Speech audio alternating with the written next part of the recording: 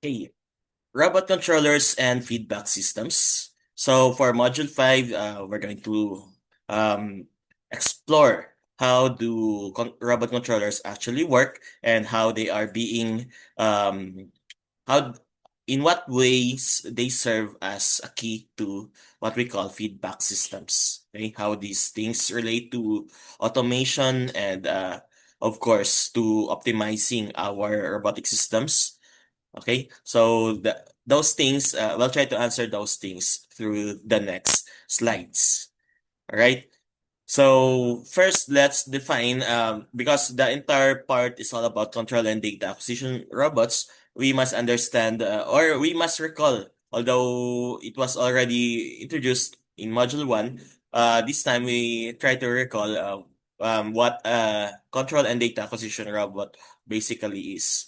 Okay? So these kind of robots are designed for movement and interaction with their environment, classified based on their locomotion method. So we have different types of control and data acquisition robots.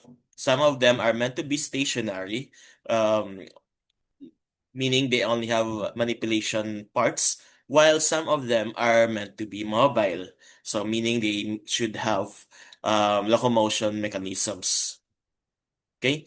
And how they interact with the environment um, is a crucial part of um, this kind of robots and as well as in mobile robots. So they have to go through a certain environment to collect some data or to perform some things like um, make manipulate some parameters within the environment or perform some tasks in the environment they are sent to.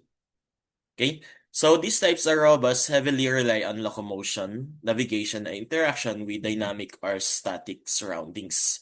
So in most cases, they are meant to move from one place to another. They are sort of type of mobile robots, but they are not only meant to move around. Okay? They move around while collecting data and performing some other tasks. Okay?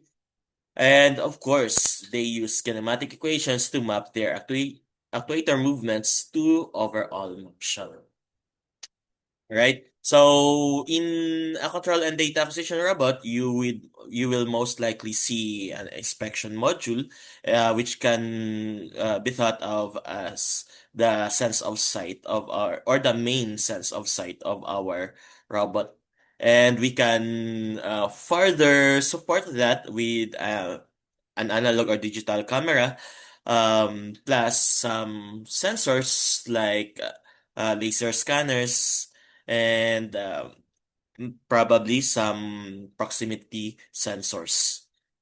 Okay, so it also includes usually a stabilizer for controlling its of course with regards to its orientation, right? Access point for its communication with the server it belongs to, or with the corresponding gateway or router that will enable it to connect via internet. Of course, the electronic box is basically that's the part that holds all the circuits, most especially the control system. Okay. Manipulator. So most robots most control and data acquisition robots are meant to move around, but in addition to being mobile, they normally have manipulator components so that they can perform the control part. Um, okay. We also have some, of course, they are the locomotion mechanisms, depending on how they are meant to move around the environment. Okay, so control and data acquisition. Now let's formally define what actually control is. So it says here, it is the process of regulating a robot's behavior to achieve a desired goal. So this involves guiding the robot's movement, adjusting its actions, or optimizing its performances. performance based on feedback from sensors or predefined commands. So uh, we have this certain goal, this specific goal that we want to achieve, and for us to get there, we must control the things in between, right? The things that will get us from here to there. Okay, so in the case of robots, we do that using a control system. Okay, we want may maybe it's all about the movement of our robot or how it corresponds to a certain input, or we control how to um we control because we want to optimize its resources. Okay, we don't want the robot to perform um movements that are unnecessary.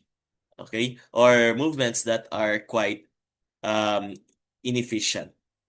Right? So, right, as you can see, we have this basic control system. We have this moisture sensor, and then this circuit being or feeding an input to a computer. And based on that, the computer will process that input and come up with the necessary output. So I think this is for a garden or an agricultural field.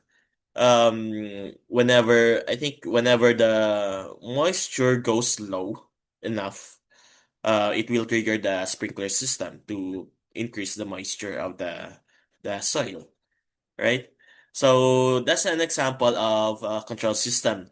But as you can see, we have the word feedback. So feedback, as the name implies, feedback. So whatever the sprinkler system is doing, the control system must be aware of that. Okay? It requires feedback from the output. So, um, for example, the control system wants to know whether it has been actually turned on or turned off. But more than that, the the control system must be able to determine whether the sprinkler system has done enough already, so that when the sprinkler system says so, uh, it it will send a feedback message that the system must stop.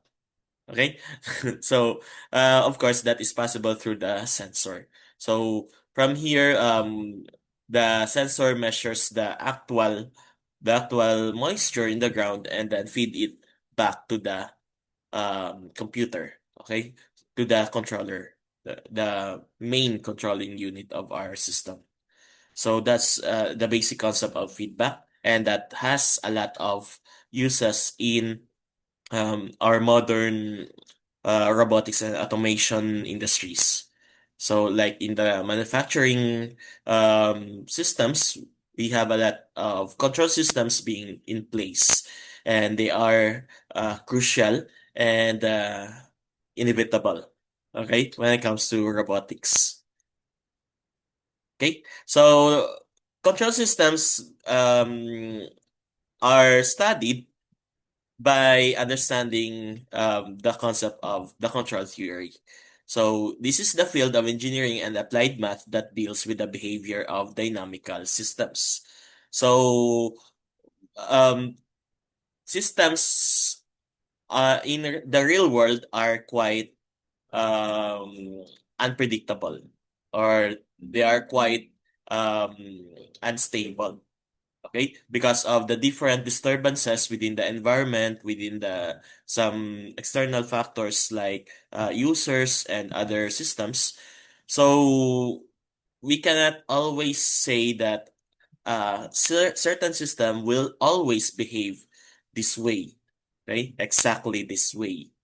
For example, you intended the robot to move in this specific direction repeatedly. Okay, so without a control system, there's a big chance that it will not be able to perform exactly what we want it or the way we want it to perform. Okay, or the way we want it to move or change something. Okay, so with that, we make use of the concepts of control theory, and that is somewhat math heavy. And actually, before you can learn robotics, it is highly uh, recommended to learn first the concepts of control theory, wherein one of the most important concepts is the transfer function, right? So this is the mathematical part or the mathematical center of the control system because it relates the output and the input of a certain system, and out of that, it gives the device's output for each possible input. Okay, so based on the relationship between the input and output, whenever there's an input, the system will know exactly what output to provide, okay, for this input, right? So that means if you garbage in, garbage out also applies here. So if you input a garbage signal, then you can't expect a good signal at the output. But of course, it depends on your um, system. Maybe your system is meant to process garbage input and turn it into something useful, right? Anyway, in the mathematics aspect, we look at systems in both the time domain and the frequency domain. Okay, and to make the long story short, when we express systems in mathematical equations in terms of time domain, we make use of the symbol t. Okay, t for time.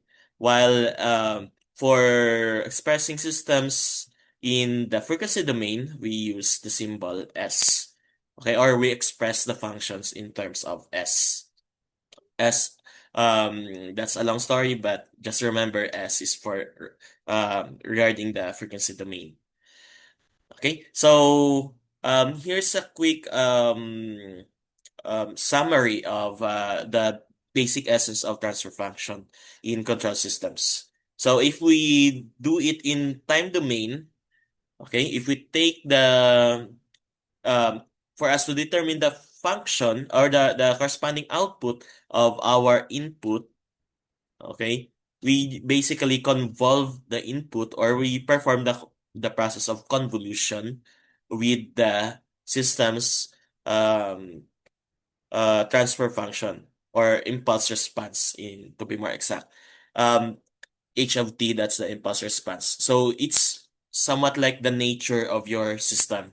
It's the identity or the shape. Okay, just imagine as the shape. And then whenever we put an input, that input is being shaped, that is being molded to become like that shape, okay, or to follow that shape. Okay. Here we have the input x of t. When it goes through our impulse response, the system will provide a corresponding output, okay, y of t. Okay, and the process actually, what the system does is it performs convolution between the input and the impulse response of the system. Okay, but that is quite lengthy, or the process is quite lengthy and complicated. That's why what we normally do is we use what we call the Laplace transformation. Okay, so we take the Laplace transform of the input and the impulse response to come up with um, the frequency domain or to come up with their respective frequency domain versions. So here, if we take the Laplace, we now have the Laplace version of the frequency domain version of the input x of s, and now from the impulse response, we now have the transfer function h of s. Okay, so the transfer function is in the frequency domain. And out of this, as you can see, we no longer do convolution because in the frequency domain, we basically just multiply the input by the transfer function. And that means the transfer function is basically the ratio between the output and the input of the system, both in frequency or S domain. Okay, so for example, we have this control system which is described by this transfer function. Okay, so whatever the input is, that input will be just multiplied by this transfer function, and we come up with a certain output. So now, as you can see, if this is our input, okay, we can expect our output to be something like this. Okay, so as you can see, it has been reshaped. Okay, it has been molded according to the shape of our control system. Okay, so that is the main essence of control systems. And in control theory, control systems are classified as either an open loop or a closed loop. So open loop basically has no feedback, while closed loop has feedback, right? So in an open loop system, we just have an input that goes through our controller, okay, like this one, okay? And then whatever the output, that will be fed to our plant. Okay, the plant directly coordinates with the actuator so that it can perform the necessary mechanical action. Okay, so this is the part where the electrical signal is being converted into mechanical action. Right? So we process signals in electrical form, and whatever the output here, the plant will decode that and come up with the necessary um, instructions on the actuator. Like, should the actuator move in this certain degree, or should it rotate at this speed? Okay, so that is being controlled by our plant. Okay, so that's for the open loop. Good example for that, I guess, is um an electric iron. Okay, once you power it, it will just continuously heat up. Or I'm talking about the more traditional one. So when we plug in our iron, it will just heat up continuously until it has reached the the desired temperature, okay, or the limit that it has. Okay, so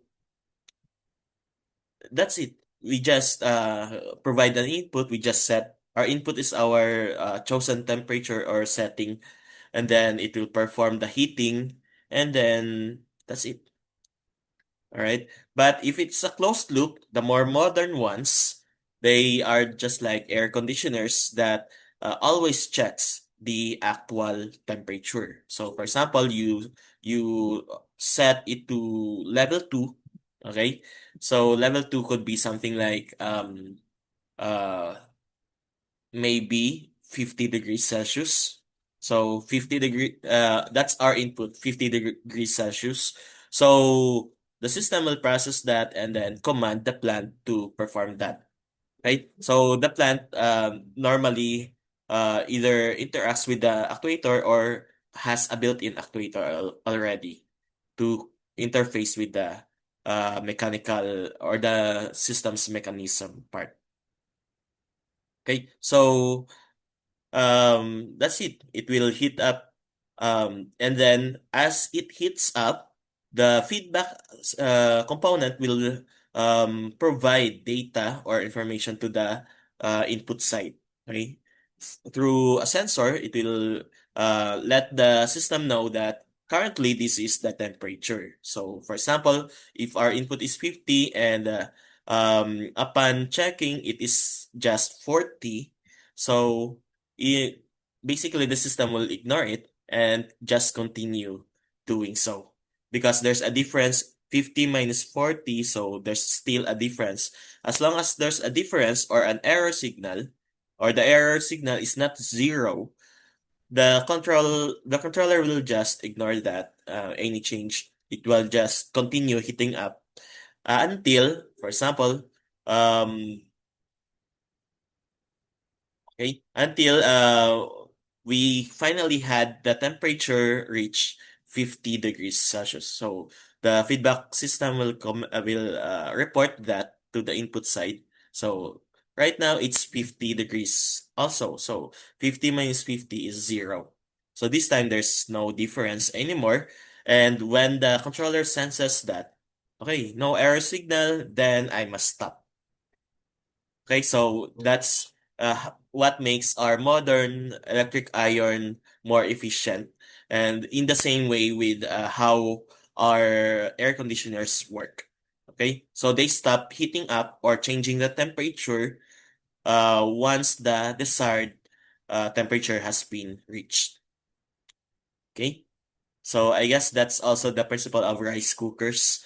Um, they stop heating up once it has been detected that the desired temperature has been reached. Okay, so now if we apply that in our robotic systems, then we can better um, control, of course, the things that our robots do, right? Now, robot controllers implement control algorithms that govern the behavior of a robot to ensure it can perform tasks accordingly. Okay, so why will we do that?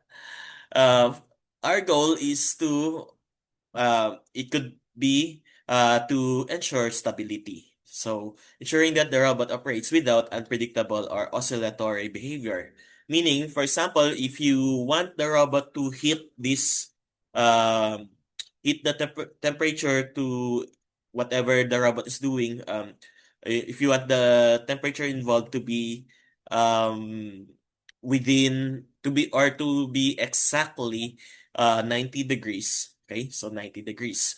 So if we go too much, the system can of course be more inefficient. Okay, and at the same time, maybe it cannot provide excellent results, right? But more on stability, when we say 90 degrees, the robot will make sure it's always 90. Okay, it never changes unless we tell so.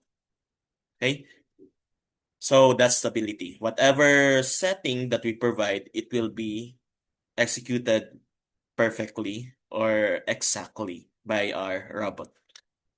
When we say you should go to this um, direction, you should navigate 45 degrees in a 45 degrees direction. So when we say 45 degrees, the robot will always follow that 45 degrees. It will make sure that its direction is always 45 degrees. Okay, that's stability. Now, accuracy. So, achieving precise positioning or trajectory following. So, just like in stability, if our system is stable, the robot will be able to provide the expected output. Okay, it will behave exactly the way we want to, the way we commanded it to, right? So when we say hit this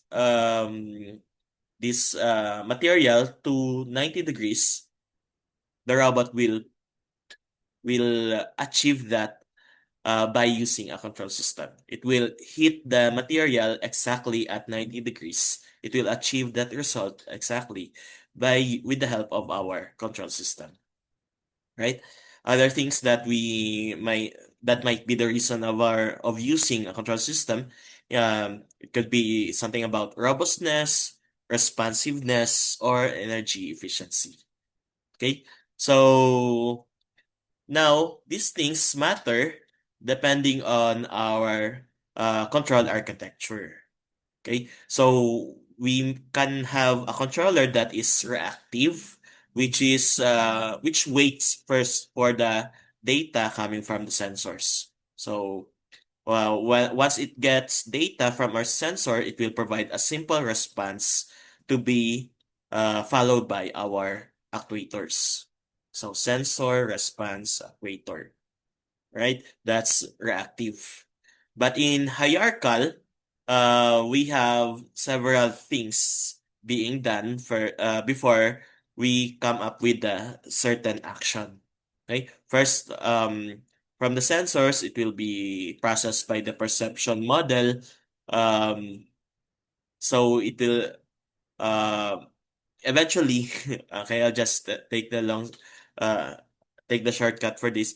So from the perception, we are going to provide to the modeling stage, come up with a certain model on how to respond correctly with that input. And with that model, the system will come up with a plan, and that plan will be executed and provide instructions to the motor control. Okay, so hierarchical, we have several steps before the actual action is being implemented by our actuators. Okay, hybrid, sometimes we want to switch to reactive, sometimes we want to switch to hierarchical. So, um, as you can see, we have the hierarchical control, the intermediate layer, and the reactive control. Sometimes we want to go directly, but sometimes we want to take things slowly, okay? By thinking or analyzing the input first. Okay, so it's important that our robot controllers know when to switch from these two types of control architecture. Okay, so for simpler robots, we normally use their active type. Okay, but if we implement some AI algorithm, okay, some AI or model, then we can have either a hierarchical or a hybrid one, which is more advanced, more able to perform some different complex tasks. Okay, so again, control system is key in all of this, right? So when we say controller, we one of the most basic forms of this is this one. Okay, let me zoom it in. Okay, our control system could be either a controller or a compensator, by the way. So first, the controller, as a controller, like what I mentioned earlier, my example, we have this set point. So we have the desired set point for the process. It could be set by our user or calculated automatically. So we have this input here being um, processed or compared with our feedback signal. Okay. So if there's a difference between our target signal or target level and the measured level from our feedback, then we will have an error signal that will be interpreted by our controller. Okay. So in this case, this controller includes proportional, an integral, and a differential um, subsystem. Okay, so their respective outputs are being added together. Okay, so they are being combined, and the combination will be um, uh, forwarded to the process component or the plant that we are trying to control. And we want the PV or the process value to be at the SP or the set point. So that's the goal. We have this mechanism so that this thing, the process value, and our input SP have no difference. Okay, there's no error signal. Okay, so the PV will be sent through the feedback and then compared with the SP. And what we want is there's no difference. Okay, as long as there's a difference, then these things will continue working until they have the PV and the SP will have the same value. Okay, so that's a basic aspect of a controller. And as you can see, we can have this comparison. We have the P, the proportional one, the normal or the default one, and then we have the PI. If we include the integral part, as you can see, the green one has less oscillation now. Okay, while if we have our PID, it will be more stable. So assuming this is our set value, okay? So with the help of the integral, we can now, it's still oscillating, but it is within the target level. Okay, unlike in the proportional only, it doesn't know whether it has reached the target level or not. Okay, so it will just continue here because that's the only thing it can do. So with the help of the integral part, we can now reach the desired value. But with the addition of our differential part, the oscillations can be lessened. Okay, meaning the system will be more stable from this point. Okay, so this thing happens in several seconds. In this case, it's around 6 seconds. After 6 seconds, the PID controller has been able to stabilize the system. Okay, meaning the target value has been reached in just a few seconds. Of course, we want this thing is called transition time. The difference between the start point and the point where it has been stabilized is what we call the transition time, also known as the rising time. Okay, and what we want is to have as little as possible rising time or transition time. Right? So that's what basically what a controller does. Stabilize and minimize the transient or the rise time. Okay? But when we say the control system is meant to be a compensator, basically we just want the system to be stable. Okay? So whether we use a lag compensator, a lead compensator, or a lag lead compensator. Okay, so we just want it to be steady with our desired value, right? So in control systems, okay, I think we continue this in the next video.